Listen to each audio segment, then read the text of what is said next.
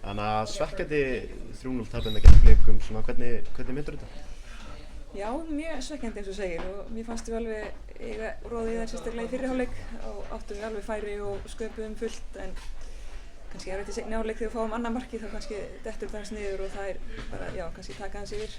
Þið fenguð 2 mörk í seinni hálfleik á okkur með skömmu millitíma, svona hvar fannst þetta fjara undan? Já, í rauninni bara þeim tíma kannski. Við kannski vorum sprækar í fyrri hálfleik og í byrjun seinni og svo einhvern veginn dettum við niður og þá fóðum 2 mörk í andlitið og þá var erfitt að koma tilbaka eftir það. En liðið átti góða spilkafla á köflum, svona hægt að taka það jákvætt úr leiknum?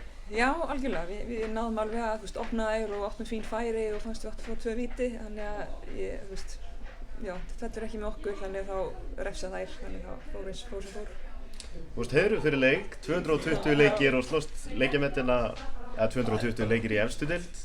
Slóst leikjamett Stjörnunnar, það hlýtur að vera gaman? Já, það er alveg áreik fyrir sig sko, að toppa Öddu, það er ekki leiðilegt.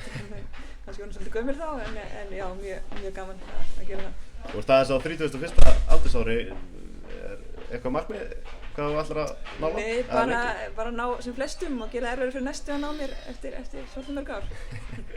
Nú tekum við rúmlega mánaðarhlé, svona hvernig það fyrir leikmann svona hásumar að það sé mánaðarpása? Mér finnst það bara fínt sko, að fá aðeins skúpla sig út og þú veist maður er með hnjask hér og þar þannig að þetta er alveg kærkomin pása. Hvernig er það? Fáið þið langt frí eða? Við fáum held ég 10 daga alveg off þannig að það verður vel nýtt. Takk hérlega. Takk.